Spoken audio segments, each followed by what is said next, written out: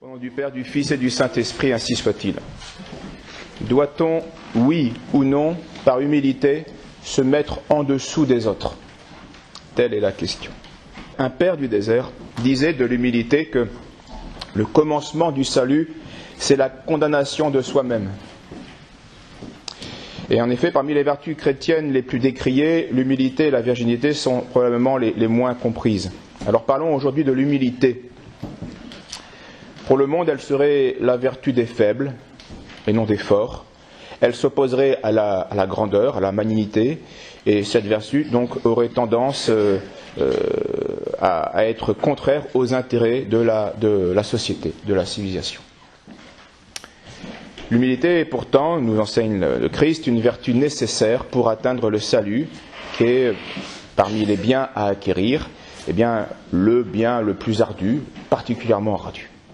Or, dans tout bien ardu, c'est-à-dire difficile à acquérir, eh bien, il y a le bien qui est désirable, mais pas sa difficulté. D'où justement l'explication pourquoi parfois on va renoncer à ce bien, à cause de la difficulté. Pourtant, le bien est désirable. Donc, face à des biens ardus, difficiles, il y a donc un combat entre espoir et découragement. Espoir de ce bien, découragement devant la difficulté. Il faut donc une vertu morale qui, à la fois réfrène, qui modère l'espoir, qui le soutient, et une vertu qui va modérer le découragement, qui va le supprimer.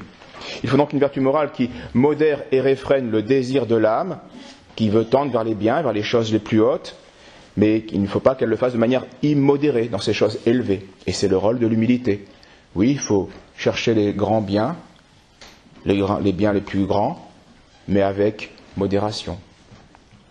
Et il y a une vertu morale qui doit affermir et nous pousser en avant dans le bien, malgré l'obstacle de la difficulté. Il faut donc fortifier l'âme, l'esprit, contre le découragement.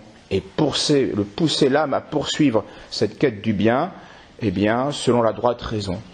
Et cette vertu s'appelle la magnanimité.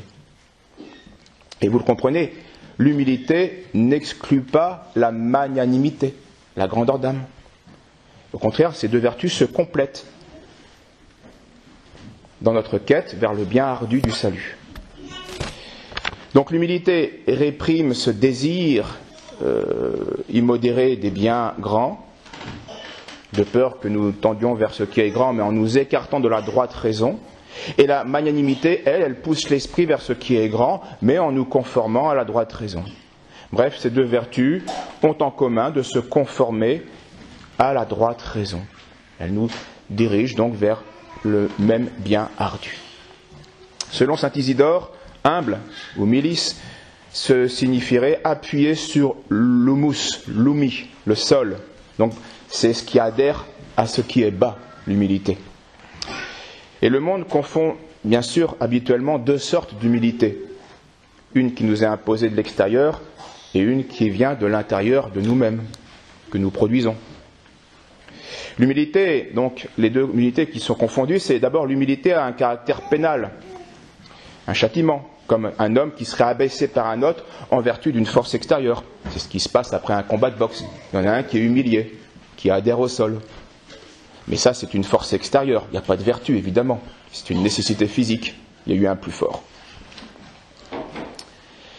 Mais pour que l'humilité soit vertu, elle doit venir d'un principe intrinsèque, intérieur, qui va nous faire agir bien selon une bonne finalité, d'abord, et dans les circonstances convenables. Il ne s'agit pas de s'humilier, il faut le faire avec une bonne intention, et puis il faut que les circonstances soient réunies. Il y a un jugement imposé. Donc l'humilité est bonne lorsque, par exemple, eh bien, considérant ce qui nous manque, eh bien, quelqu'un s'abaisse selon sa condition, comme Abraham disant au Seigneur, « Je parlerai à mon Seigneur, moi qui suis cendre et poussière. » Oui. En se rappelant cela, il s'humilie, il adhère à ce qui est bas. C'est ce que nous sommes, cendre et poussière. Là, l'humilité est vertueuse. Alors cette humilité est vertu. Mais parfois l'humilité peut être mauvaise lorsque, eh bien, par exemple, l'homme, et c'est un psaume qui dit cela, l'homme oubliant sa dignité se compare aux bêtes stupides et devient semblable à elles. Oui.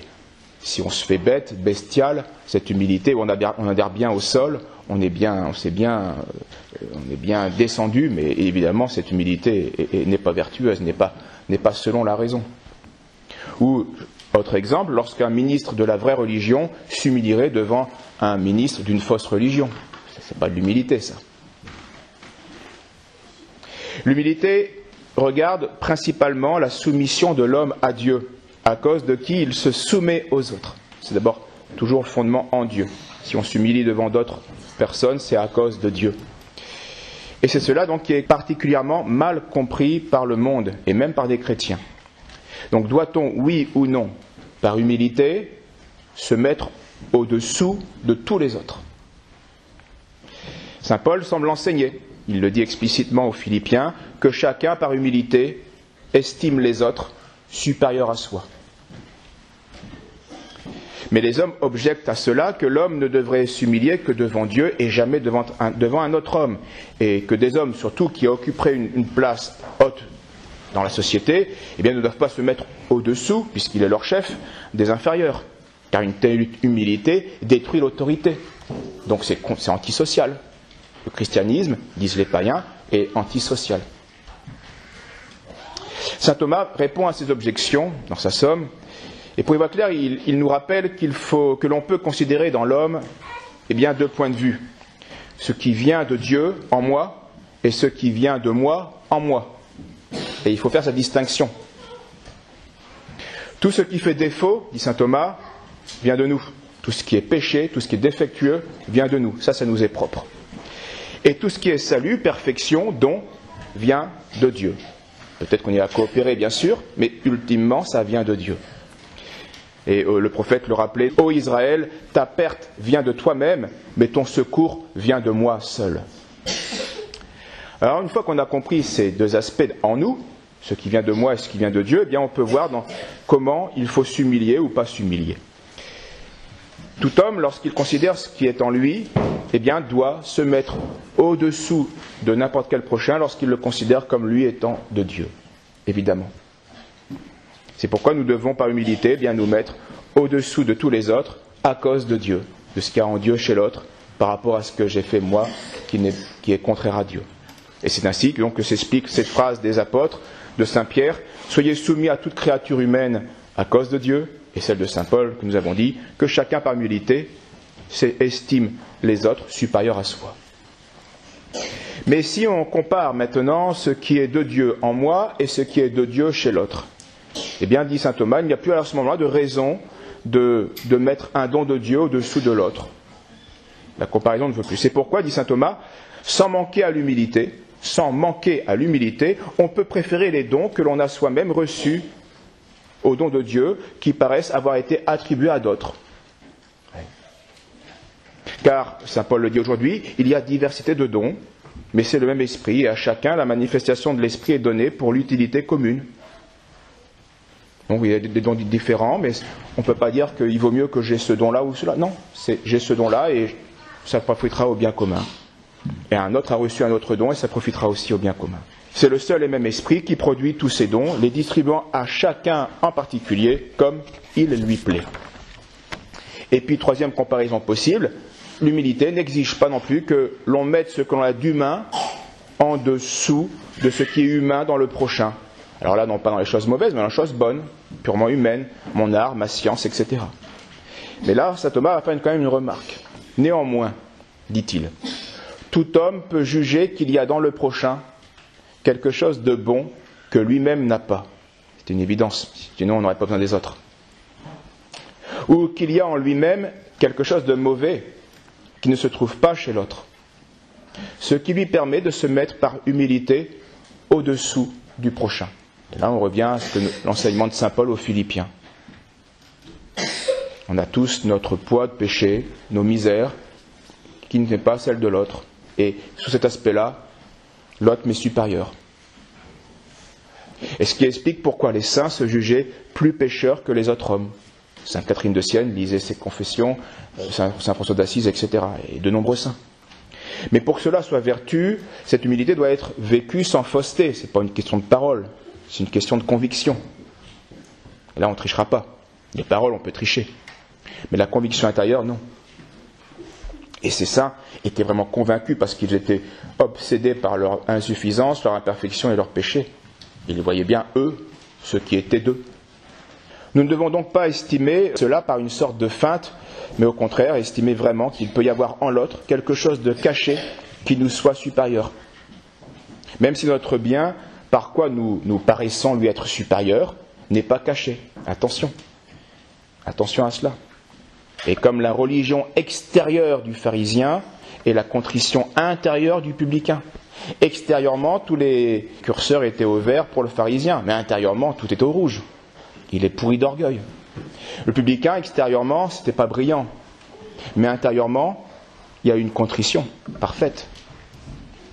Et enfin, et cette remarque de saint Thomas est importante pour ceux qui pensent que l'humilité détruirait l'autorité qui doit gouverner la société, voici cette remarque.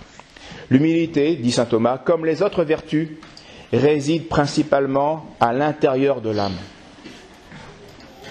On peut ainsi, selon l'acte intérieur de l'âme, se mettre au-dessous d'un autre sans pour autant occasionner un détriment au salut.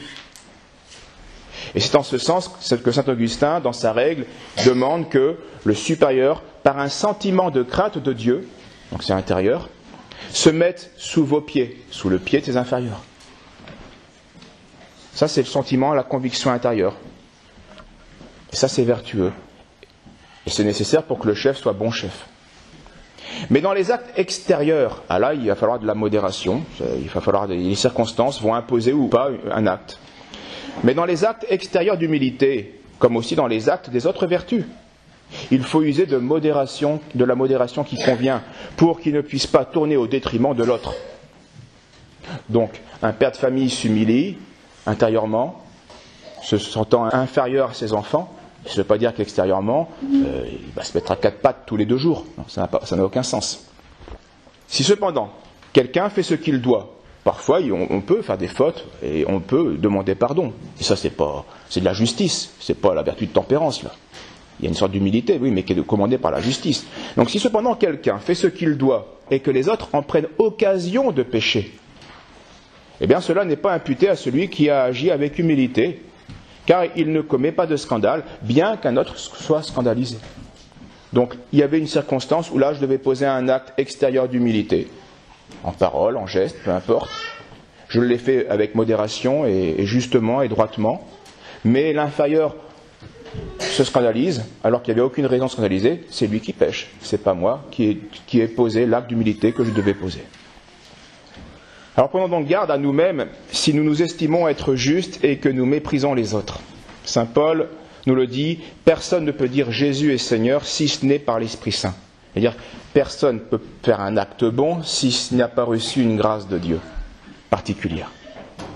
Donc être juste, c'est une grâce de Dieu, dont nous ne pouvons pas et dont nous ne devons pas nous enorgueillir. Sinon, on tombe comme le pharisien.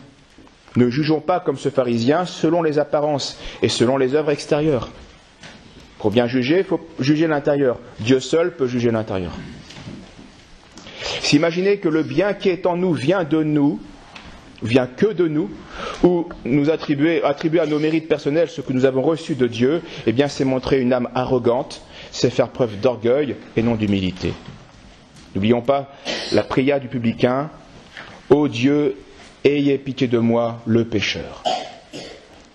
Il faut rendre grâce à Dieu, certes, mais sans oublier que, malgré tous les dons déjà reçus, eh bien, nous sommes encore loin d'être parfaits, loin d'être ici-bas dans l'abondance et dans la plénitude, et que nous aurons toujours besoin de dire ce que nous disons tous les jours, remettez-nous nos dettes, pardonnez-nous nos péchés. C'est-à-dire, ô Dieu, ayez pitié de moi, le pécheur. Cette prière, cette humilité, eh bien, sont nécessaires pour être justifiés. D'où quiconque s'élève sera abaissé, quiconque s'abaisse sera élevé. Si on demande pardon, si on s'humilie, Dieu nous pardonne, mais pas si on s'enorgueillit. Les pères du désert n'ont jamais cessé de répéter sous diverses formes ces enseignements évangéliques, et je vous en livre 3 pour conclure. Évagre, le pontique, en Asie mineure. Le commencement du salut, nous l'avons dit, c'est lui qui le disait, c'est la condamnation de soi-même. Et c'est cette conviction que ce qui vient de moi est misérable.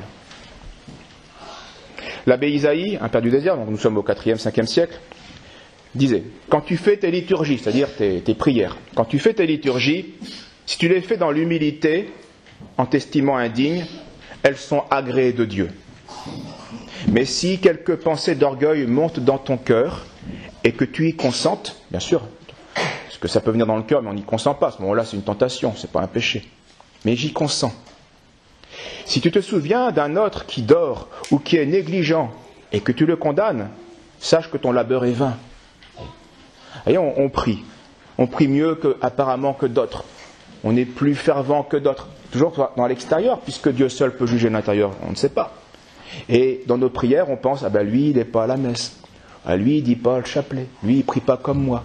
Là, on est dans le schéma du pharisien. Et ça peut vite venir, parce qu'on est tous pécheurs. Autre citation d'Isaïe, pas le prophète, le père du désert. Qui, à l'humilité, connaît ses péchés? Et si avec l'humilité, le deuil, c'est-à-dire la componction, les larmes, intérieures toujours, le deuil concourt et demeure en lui, les deux expulsent de son âme toute pensée démoniaque et nourrissent l'âme de leur gloire propre et des saintes vertus. En effet, quelle injure, quelle colère peut toucher celui qui porte le deuil de ses péchés en présence de Dieu. Là, on a une belle définition de l'humilité. Porter le deuil de ses péchés en présence de Dieu. C'est évident que si on est convaincu de notre état de pécheur et qu'on vit en présence de Dieu, bien, les injures qu'on reçoit des hommes nous pousseront moins à la colère, aux excès de colère, évidemment. Et dernière citation, un frère ayant posé un jour à l'abbé cette question. « Abba, Père, qu'est-ce que l'humilité ?» Le vieillard répondit, « L'humilité, il va faire une description, et c'est la dernière qui sera la plus intéressante. L'humilité, c'est se considérer comme plus pécheur que tous les hommes, et se mépriser comme ne faisant rien de bon devant Dieu. L'œuvre de l'humilité, c'est ne s'estimer soi-même en rien, ne pas disputer, être soumis, avoir la mort devant les yeux, ne pas mentir, ne pas dire de paroles vaines, ne pas contredire celui qui est supérieur, ne pas vouloir imposer son avis, supporter l'insulte, se faire violence, et enfin, n'irriter ni envier personne. Et c'est évident que là, on a une âme dans la paix. Ne pas irriter ni envier personne, c'est cela, l'humilité. Au nom du Père, du Fils et du Saint-Esprit, ainsi soit-il.